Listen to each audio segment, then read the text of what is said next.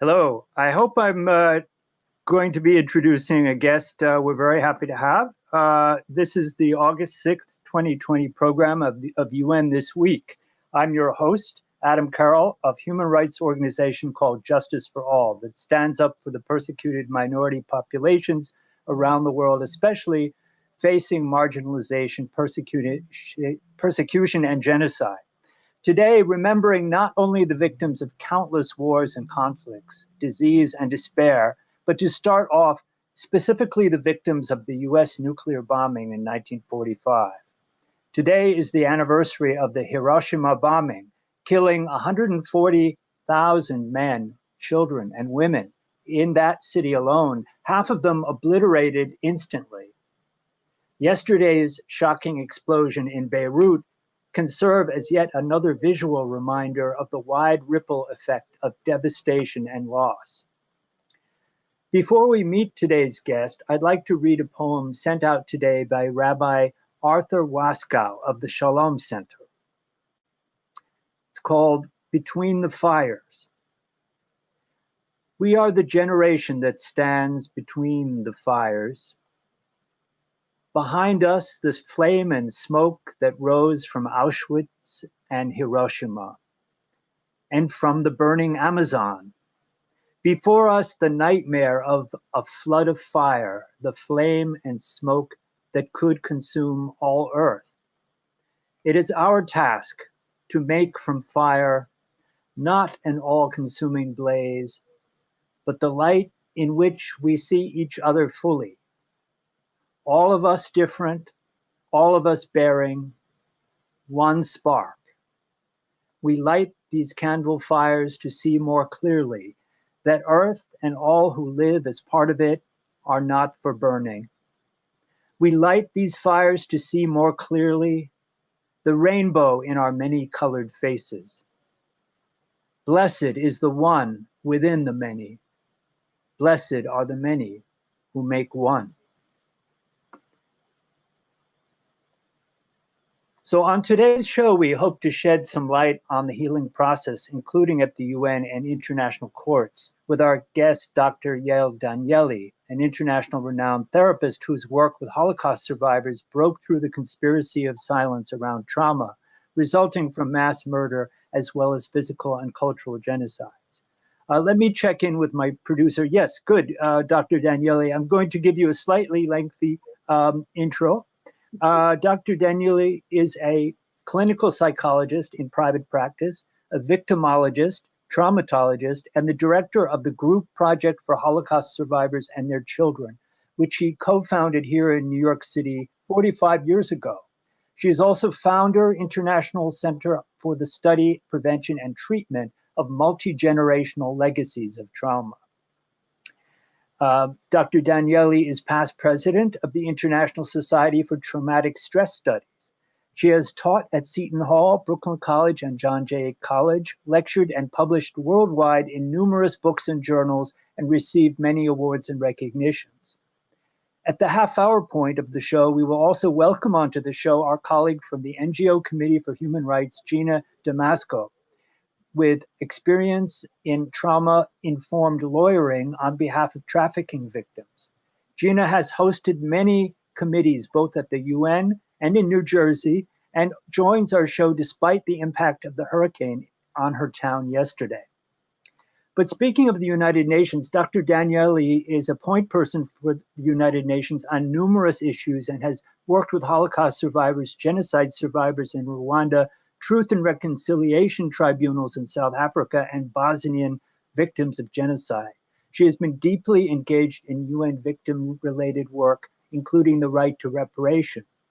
Dr. Danieli has been senior representative to the United Nations of the World Federation of Mental Health, also the International Society for Traumatic Stress Studies, and the International Organization for Victims Assistance, as well as serving as vice chair of the Executive Committee for Non-Governmental Organizations. And the list goes on, including UN crime prevention, including the Alliance of NGOs on Crime Prevention, and also consultant to the WHO, the World Health Organization, UNICEF, the Office of the UN High Commissioner for Human Rights. So, welcome to the show, Dr. Danieli. Thank you, dear. You and I first met after 9/11, and there was this book that you were working on and you helped produce. And I was very glad to be part of it, one of many, many voices that wrote chapters about the impact of the disaster, of the terror attack on the World Trade Center. I was wondering if you might just say a few words of how you came to this book.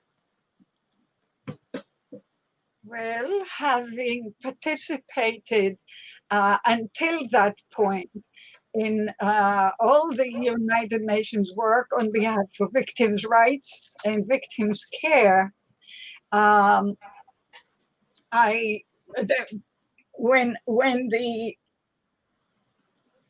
when the planes hit, and I saw it from my terrace, I had the same feeling of protectiveness and caring for New York and for the United States, and felt that the United States can gain from the knowledge gleaned around the world on the aftermath of terrorist attacks on victims.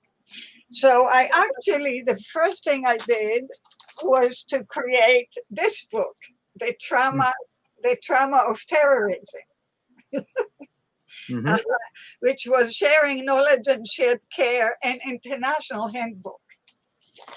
But the United States was not, at that time, was very much preoccupied with itself. So it looked like it better learned from its own experience. So I decided to do the second book, which you so kindly participated in, which is called On the Ground After September 11. Not everywhere, but here in New York, in Pennsylvania, in DC. And here we focused on the mental health responses and practical knowledge gained.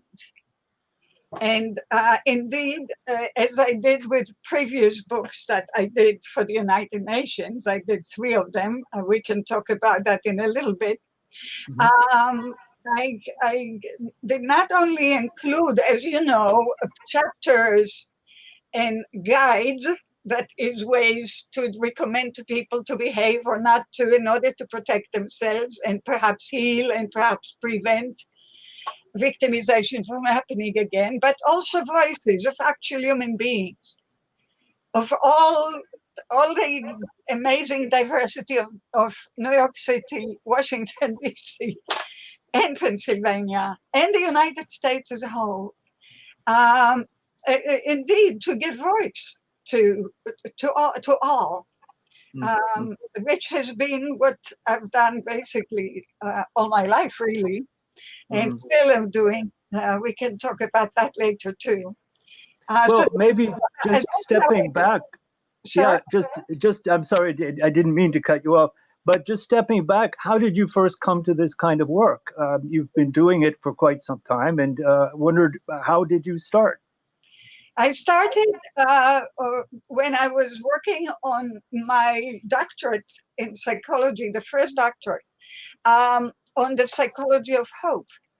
And I was teaching at Brooklyn College at the time. Yes, I really wanted to know. It was in sort of middle of the second half of the 20th century. I sort of wanted to try to figure out what, I see, I can do this. Now you see me better.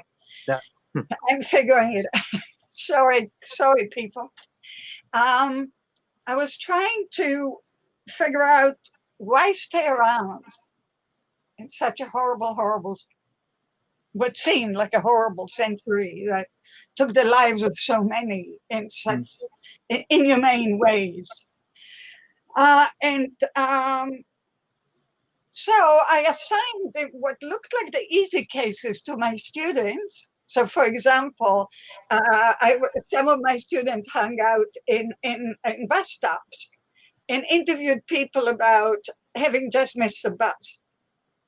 So that seemed to be a minimal challenge to hope.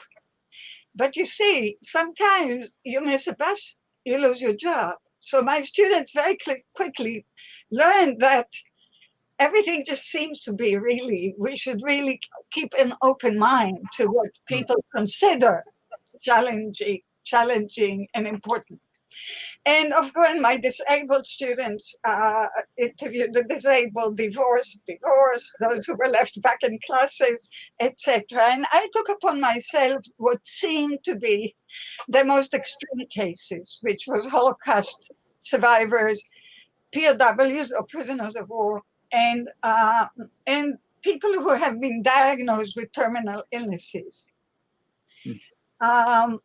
I can tell, we can have a whole show just on that, but we're not going to, because what's important in answering your question was that it was very interesting. This was in the mid-60s and beginning 70s, and everybody discouraged me from speaking to survivors of the Holocaust, to terminally ill patients and their families, etc.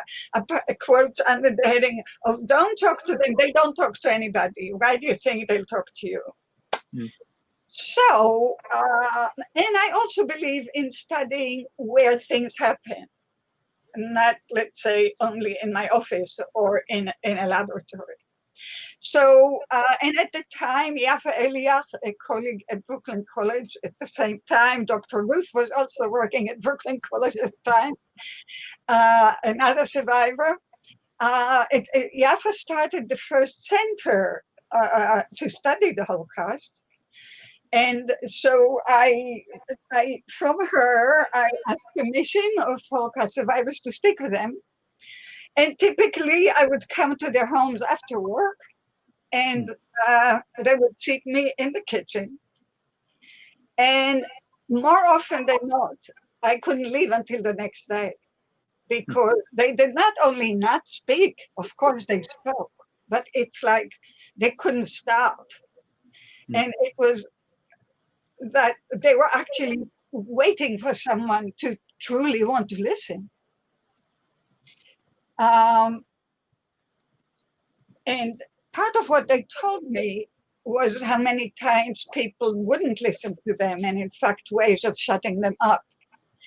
And worse than that, not just people or friends or neighbors, but they would go to psychotherapy or to other professionals, or medical doctors, legal professionals, etc.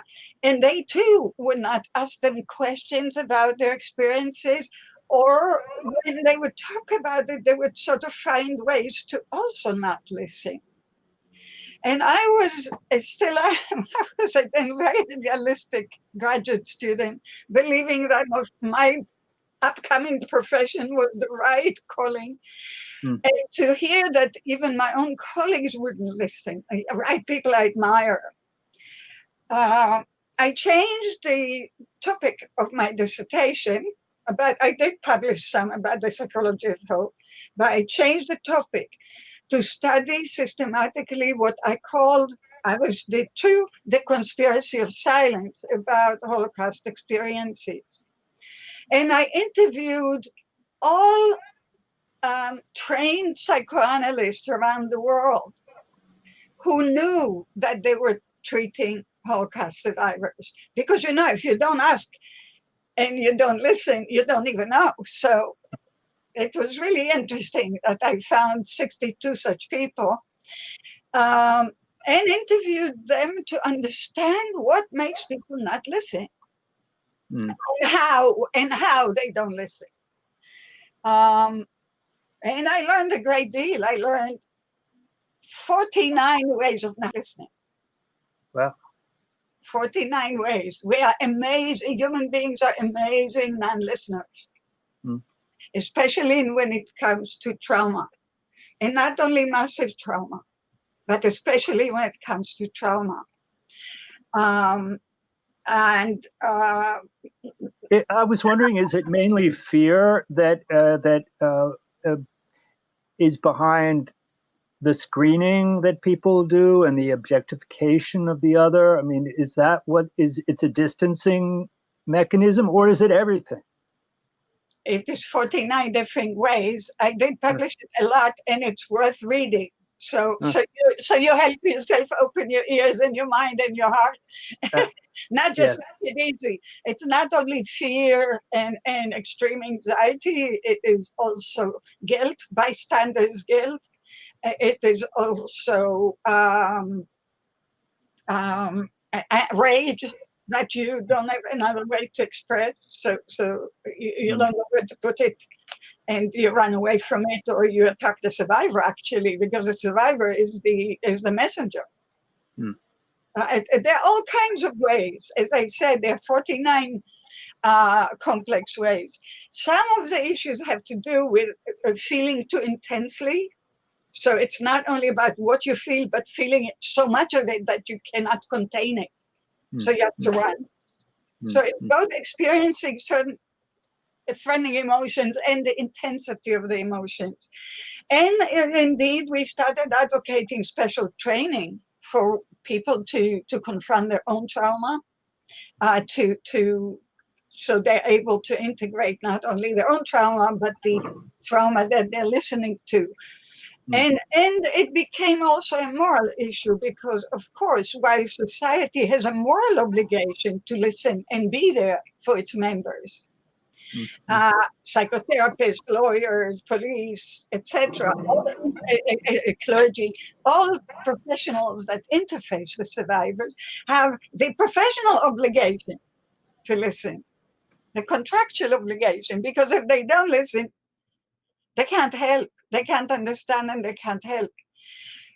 So that too became a major issue. And when we speak about giving voice to survivors or opening the door for their voice to come out, that's part of what stands in the way, right? The listener must be there for the voice to be heard, not only to be uttered. So, now, what about the UN then? Because you've been involved with the United Nations for quite some time. Yes, it's all related. It's all related. Yeah. Because for me, immersing myself in Holocaust work was never just about the Holocaust itself. It was also about having to teach the world about it, and also having to teach the lessons. Because I was totally convinced that survivors of other human-made disasters and other disasters and catastrophes must have some similarities, or they might gain from what we've learned. So indeed, it all is connected, because I'll tell you how I got into the UN. In 1979, as usual, there was the meeting of a huge professional organization, I would not specify, here in New York City. And there was, our proposal was rejected because they said that our methodology did not concur with, I still have that letter. It's really, it's on that old purple fax machine. You remember that? They called it methodology. What can you do? But at any rate, I did attend nonetheless, and there was only one session on victims. And it had to do with Vietnam veterans, rape victims, more victims of crime, and veterans of wars. and they were presenting, and then they said, but we don't know what to do. And I said, actually, we do. And we created the first scientific committee on the mental health of victims in the World Federation for Mental Health. And I had the profound honor to chair it. At the same time, so this is 79, 80, that's beginning 80s, at the same time, in the UN context, for the first time in history, after the 6th Congress on Crime Prevention and Criminal Justice, there was a movement to acknowledge the rights of victims. And it was really of crime, but we insisted also on abuse of power. And a woman by the name of Irene Mela, whose picture is there because she's always lighting my way. Although my heart is always saddened not to have her now anymore. Irene invited us, all of us, to work on that very first United Nations Declaration on, come on, I know, United Nations Declaration on the rights for, well, it was on victims' rights, victims of crime and abuse of power. Actually, it was of principles of justice for victims of crime and abuse of power. And indeed, in the 7th Congress in Italy, in Milano, it was agreed upon by consensus, and by November of that year, or September, the GA of the following year, it became adopted by consensus as a United Nations instrument. And so this is exactly the leap. It was exactly the leap. Everything I learned led me to believe that victims have the right. And part of my insistence, not only there, but also in the Convention for the Rights of the Child or many other United Nations instruments, it was very clear that mental health was absent, that the understanding of trauma was absent. So, for example, for the 50th anniversary of the United Nations, with many colleagues, as I always do, we created the first book, which is called International Responses to Traumatic Stress, to in fact humbly teach the UN that according to the UN Charter, we are here to prevent succeeding generations from the scourge of war, etc., really from the scourge of traumas. So we created the first book on that. When I came to the UN in the 80s, at the beginning, the word mental health was nowhere to be found. The word trauma was psychological, emotional, none of that was in any UN document. I am profoundly, profoundly satisfied that today, even the Security Council talks in a full whole human level experience of human experience, rather than just these staunch old ways. And so, and Boutros Ghali, to his great wisdom, adapted this as one of the 50th anniversary book, and he wrote the epilogue to the book. Then, for the 50th anniversary of the United Nations Declaration, the Universal Declaration of Human Rights, we created, with Elsa Stamatopoulou and others, we created the book for the 50th anniversary. But again, that's where we began, with the chapters, guides, and voices. We have, because the question of that book was really not just to review all the human rights, because that exists in many shelves of many people, but to ask each one of the writers, have the human right, do victims know that they have rights? Have the rights, reach the victims. Because after all, it's not only for college classes. This was extraordinary. Mary Robinson was then the High Commissioner, and she loved it too. And we are blessed to still have her and her wisdom on so many other issues. And then, in fact, part of what we learned, to go back to the conspiracy of silence and the specialized training, we learned that it's not only the victim, him or herself, or the family, etc., who are suffering, but that the listener does too. And actually, that is why the listener right, tries to escape. Mm-hmm. The listener is either afraid to be hurt or is hurt and run because it's too much. Well, that's something that the UN can't afford to do, is run away. And Wait, so then that's why not only did I create the seminars, etc., to teach others, but also my third book for and on behalf of the United Nations is called Sharing the Front Lines in the Black Hills. It covers the experiences of humanitarian workers, peacekeepers, media, journalists, justice workers out there, and the toll it takes upon them to be in the midst of injustice and to listen to the bearers of injustice, which is the victims. Meanwhile, in 92, I want you to understand that the world, to remind everybody, not so much to understand. World War II ended 76 years ago now, right? But in 1945, it wasn't until 1985 that victims had their international rights. 40 years.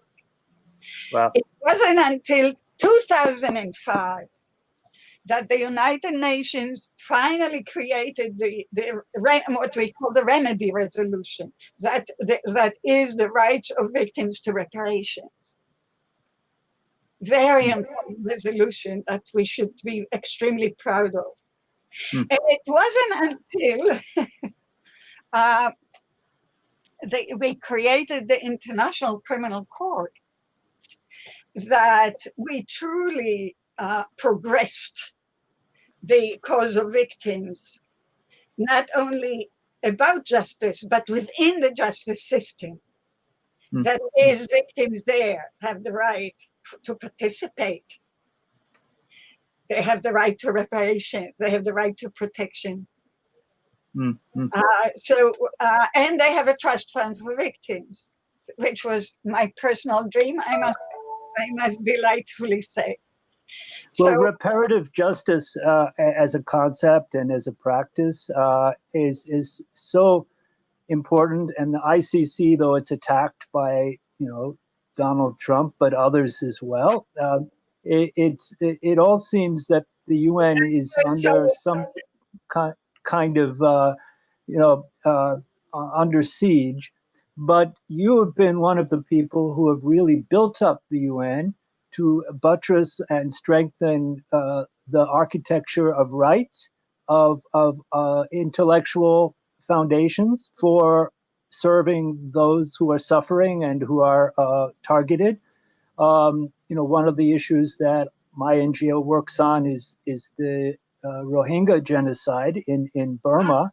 And so we're very aware that the hope that the international courts offer is somewhat tenuous but real, and that the impacted community does cry for justice, as it does all over the world. And so we really applaud all those efforts of you and your colleagues. I wanted to ask about some of the organizations that you've been representing. There's one which is, if we could put up the link, I think it's there's this one, and then there's one more too, which is the IOVA. If you could say something about what these victims assistance groups, International Organization of Victims Assistance. Yeah. Yes.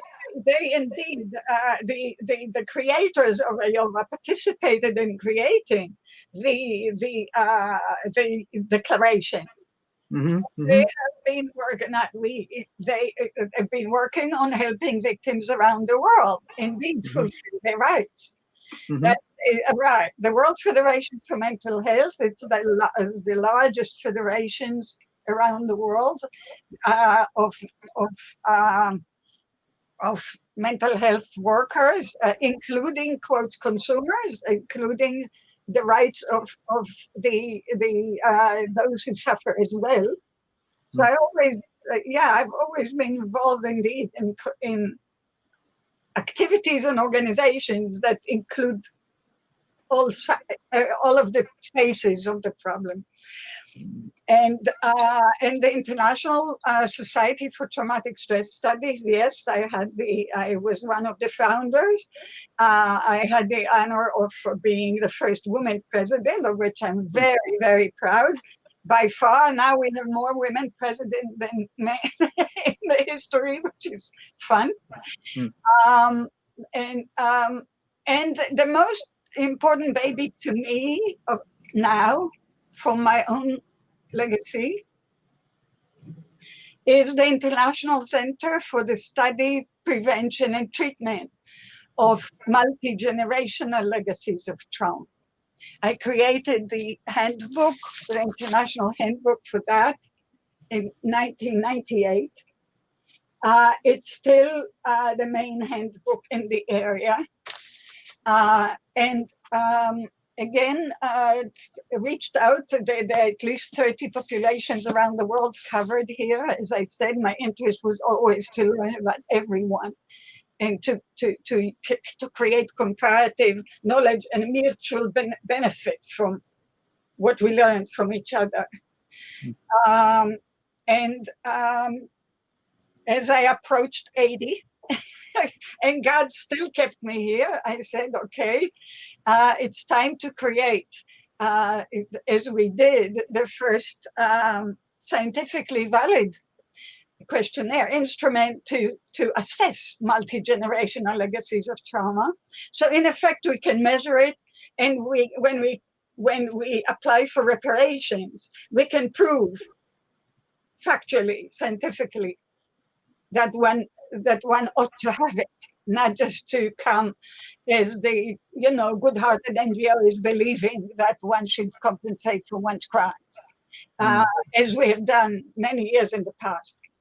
And to create the International Center. So I created the Danieli Inventory for Multi-Generational Legacies of Trauma, and the center that has the book in full for free. So please go read it there. We have a library of all professions that try to describe trauma, be it theater, be it legal writings, historic writings, film, poetry, any human endeavor that expands and deepens our understanding of multi-generational legacies of trauma. And indeed, I believe that again now the UN is starting to get it. Well, that's a good moment to take our station break. We have a 15-second station break, and we'll be right back. This is UN This Week with Dr. Yael Danieli. We'll be right back.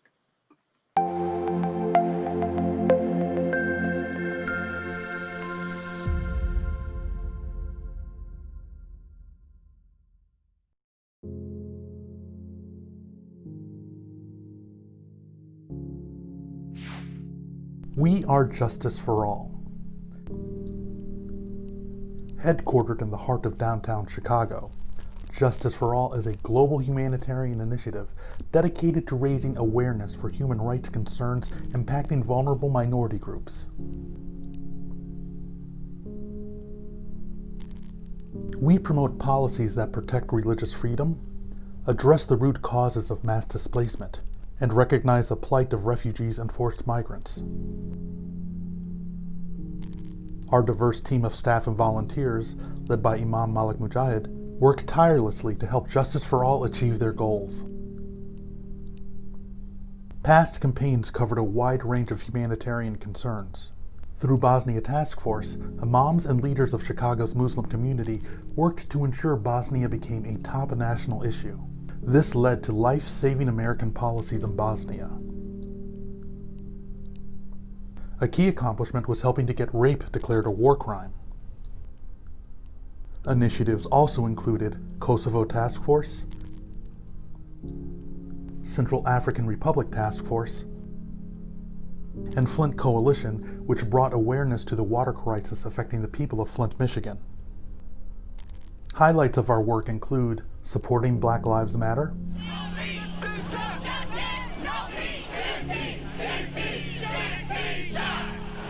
Parliament of the World Religions, addressing climate change.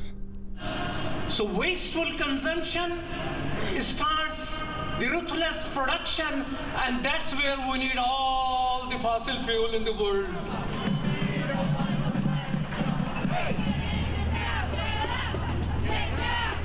And prominent media exposure. This is Imam Malik Mujahid, President of Justice for All. And I'm the Director of Outreach for Justice for All. And that's why we need to go back to what worked. Today we're demanding an apology from the CEO of Costco. The Chinese crackdown on Uyghurs and other Turkic people has only gotten worse. Current programs such as Burma Task Force advocate for the rights of Rohingya refugees in Bangladesh, internally displaced populations, and all those denied freedom of movement and at risk of starvation. Through this, we mobilized thousands of calls to elected representatives. This paved the way for the U.S. to increase funding for Rohingya refugees from $30 million to over $600 million. 2 of our documentaries were featured on international news outlets. The Rohingya People, a slow-burning genocide, on BBC World News, and Rohingya Refugees Tel Aviv Massacre was featured on CNN. We've organized rallies, UN mission visits, expanded presentations on campuses, promoted research and report writing, outreach to think tanks, media, and other influencers. Faith Coalition educates about the Rohingya genocide and crimes against humanity faced by ethnic groups in Burma. We've traveled to refugee camps, convened a meeting of Karen, Kachin, and Rohingya leaders, both to encourage cooperation and to guide them in congressional outreach.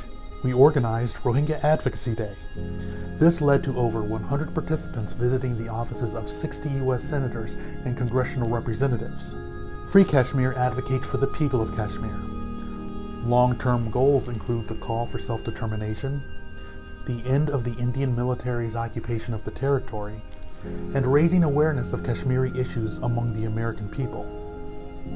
After the August 5th reinvasion of Kashmir, we organized national protests in front of various Indian government buildings, partnered with Stand with Kashmir, and launched a petition condemning the Gates Foundation's decision to present Prime Minister Modi a humanitarian award. Save Uyghur informs Muslims and neighbors of other faiths about the ongoing cultural genocide of Uyghur Muslims and mobilizes public support. Our projects include boycotting Chinese products with our Fast from China campaign, pushing Bill S-178 in the Senate, and organizing a nationwide protest of Costco.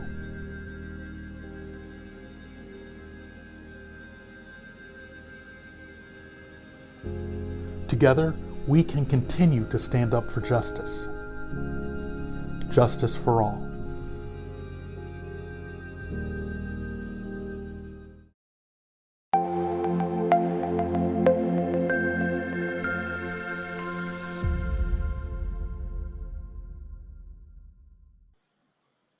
Okay. Now we're back. This is Adam Carroll, and we're speaking with Dr. Yael Danieli, and we're going to bring on another guest now to join our conversation, Gina Damasco, who is active with the Unitarian Universalists, and she is calling from hurricane-torn northern New Jersey, but here she is. Gina, you have been working on some of the related issues, especially trauma-informed lawyering around human trafficking and other issues. So I was wondering if you might just have a response to what you've been listening to. Well, first of all, thank you for having me on this call, on this program, and I'm hopeful that you can hear me. We are a little challenged with our signal here.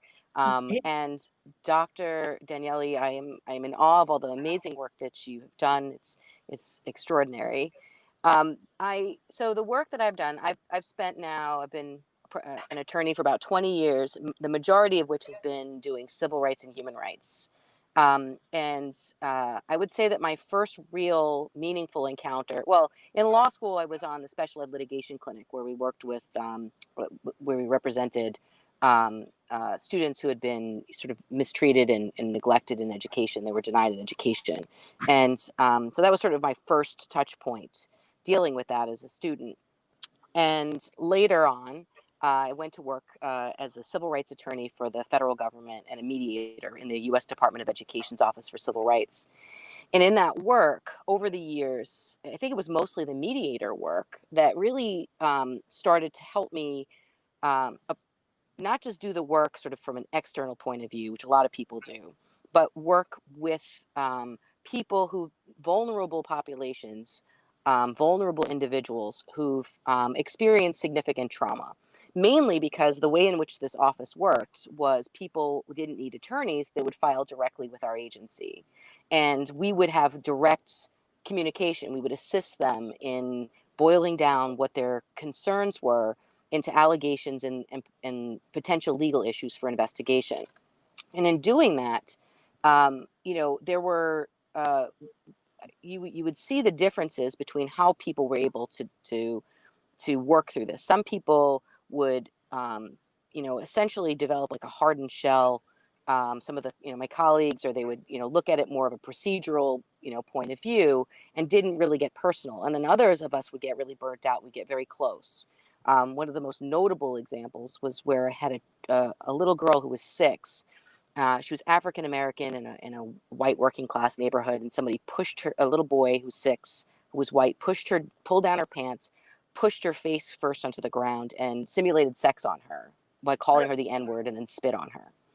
And this was my case, and I had to do the interview of her. And I remember the feelings that it evoked and how incredibly sort of unnerving this was. And we didn't have any easy cases. I mean, some maybe not quite as severe seeming to, at least to, on paper than others. But, the impact of this over years, and then particularly working in the role of a mediator and trying to help, we would try to get essentially the school who was alleged to have violated the civil rights of students, and then the students themselves, to come together and work out a peaceable resolution. And oftentimes in that particular circumstance is when we would realize that it was a lot deeper than just, I want this, it's a dollar exchange or whatever.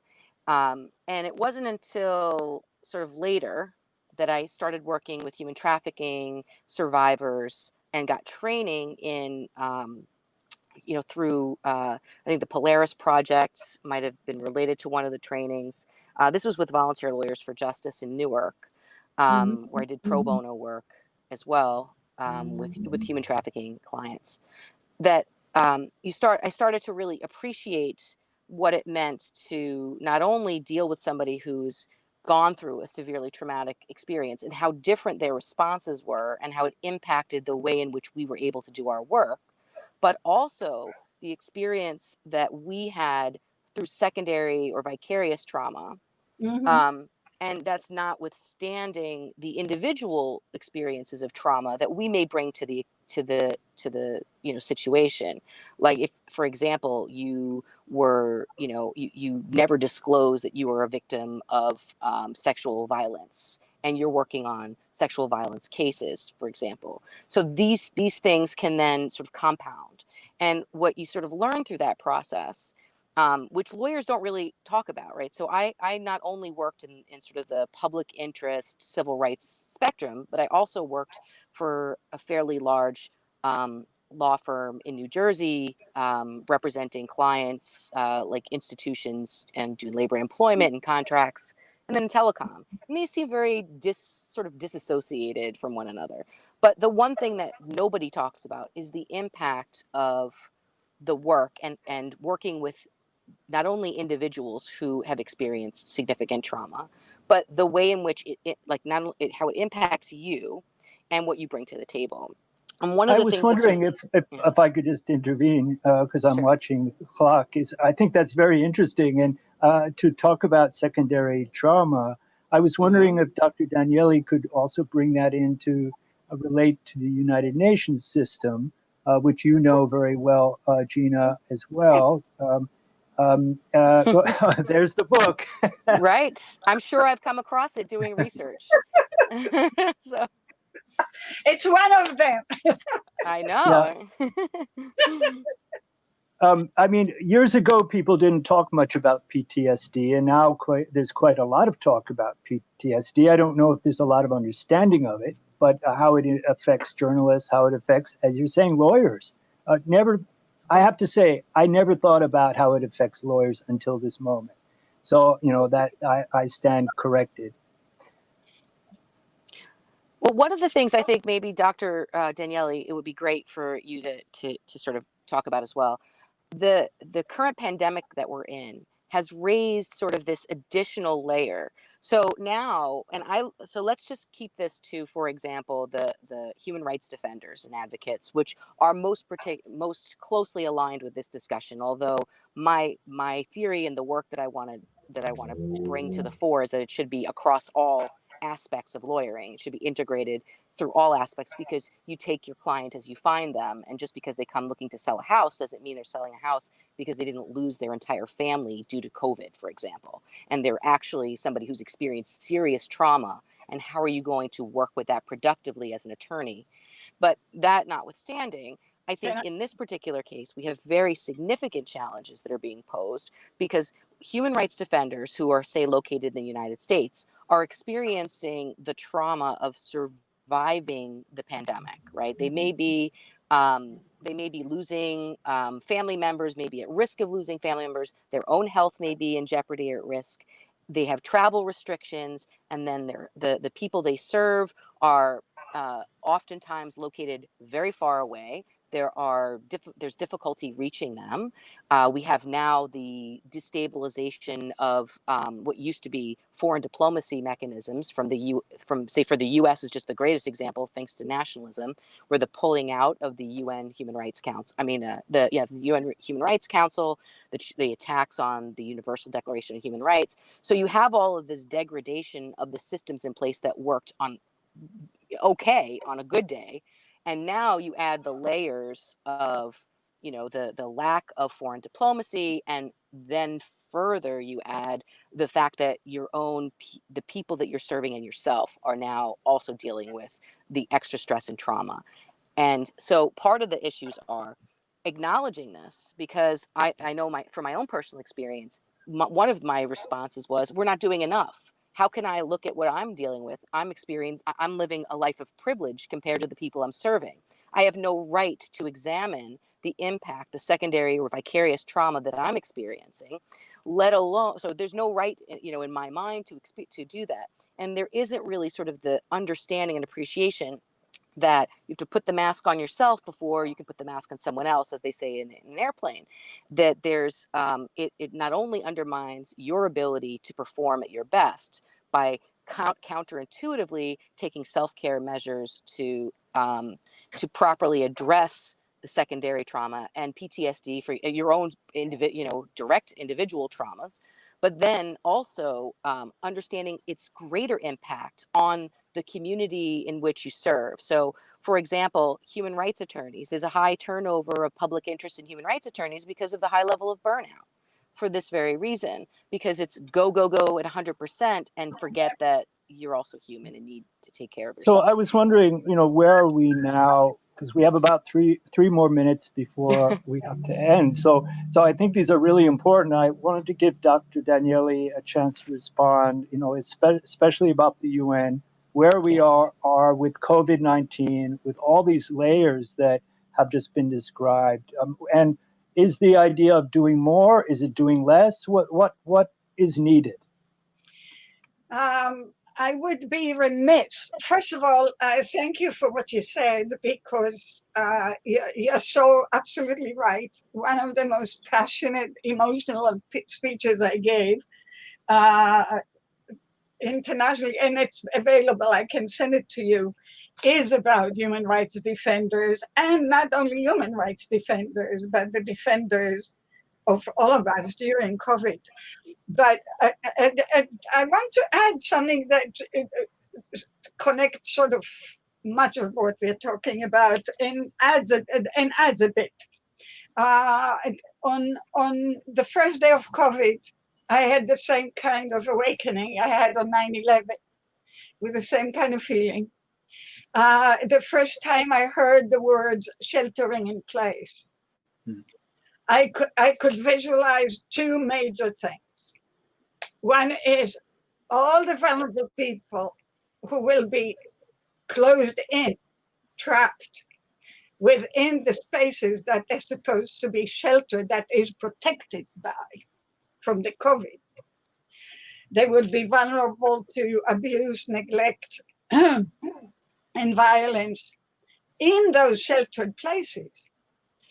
And so I immediately, in my little ways, started a working group on domestic and family violence and in the COVID-19 era, to do with everyone, with victims, with the UN, with the governments, with NGOs. And I invite both of you and everybody else you know to please join in with us.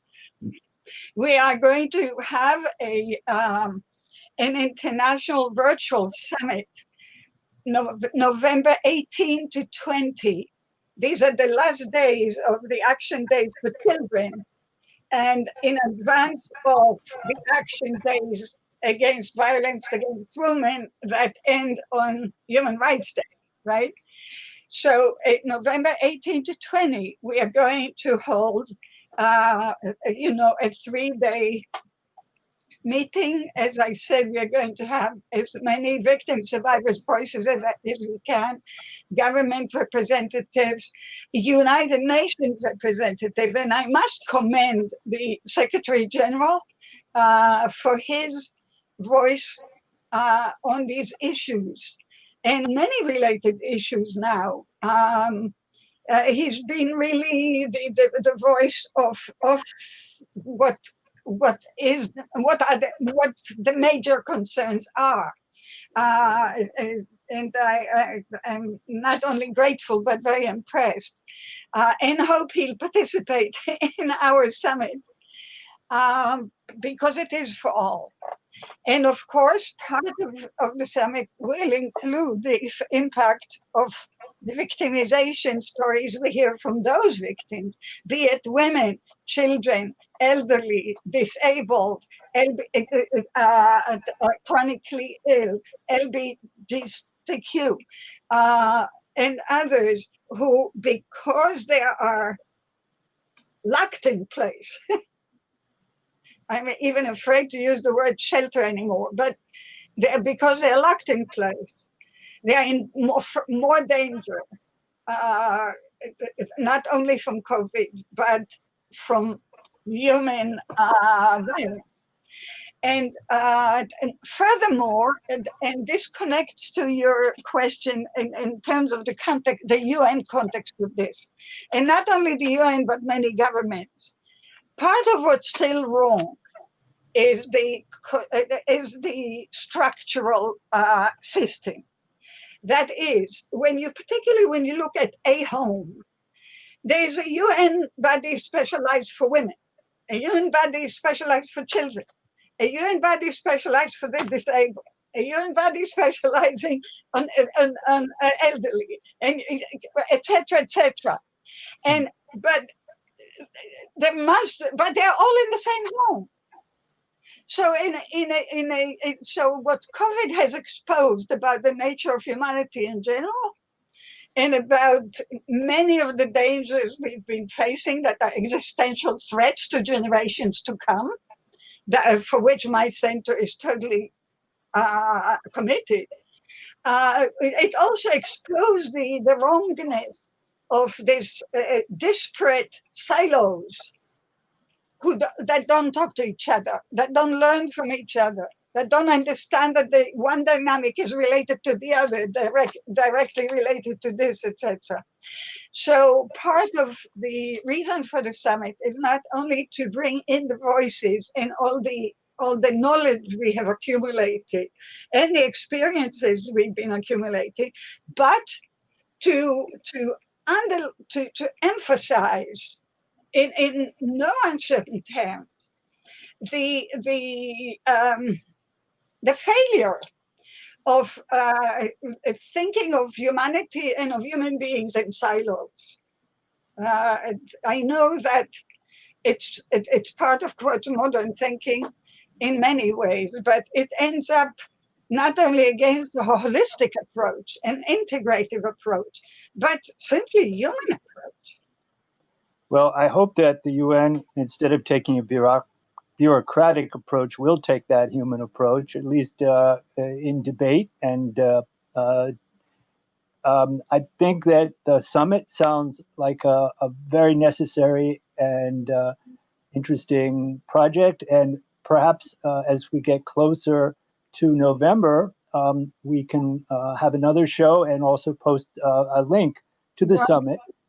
And also, Gina Damasco, I know that you are working on a very interesting research project about frontline workers and the way that that COVID-19 has impacted them. And you've also been really trying to honor their voices, very much in line with what Dr. Danieli has done in some of her work. So I think it would be great to have a future show. But I do see that we've got to stop. And so I enjoyed having you both on. And even though you might think that this is a depressing subject of victims and their suffering, we're talking about resilience, and we're talking about recognition and rights. And so these are certainly opportunities for hope. And so that brings us back to hope, which I hope springs eternal. So again, thank you, everybody. And we will see everyone next time, next show. So thank you very much. Thank you. Thanks.